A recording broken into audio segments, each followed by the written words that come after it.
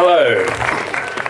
Hello and welcome to the Tasmanian Circus Festival. My name is Tom Weatherly and I'm from NICA, the National Institute of Circus Arts, where you can specialise in anything from hoop diving to trapeze to horrific corporate governance and micromanagement. NICA, as you may know, is part funded by the Australian Government Department of the Environment, Water, Heritage and the Arts. This is of course the same Australian government that come election time tends to give you the choice between a power-snatching deputy or a failed health minister.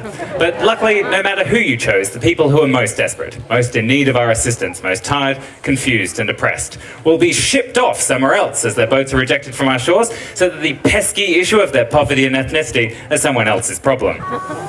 Advance Australia fair, or fuck off we're full, as it may change to. It's that deference. In the same way the Tasmanian Circus Festival hurls lavender into the bathrooms, it masks rather than fixes the problem.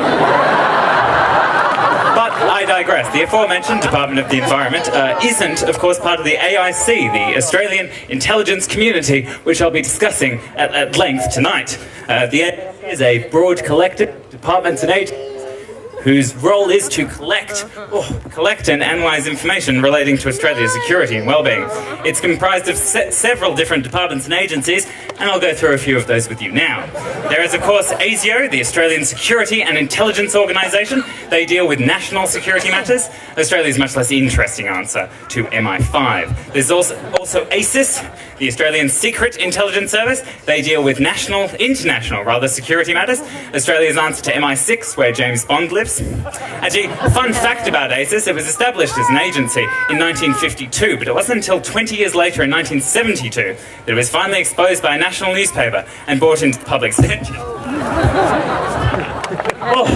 ASIS is of course housed in the R.G. Casey building in Canberra, which also houses DFAT, the Department of Affairs and Trade. Also, these are several sections of the Department of Defence, including DIGO, the Defence Imagery and Geospatial Organisation, and also the DSD, Defence Signals Directorate. DIGO is in charge of our satellite imagery and observation and uses images from ally satellites, as Australia obviously doesn't have any of its own surveillance equipment. Added to these is the independently run Office of National Assessments, whose role is to collect and analyse information relating to Australia's security and well-being.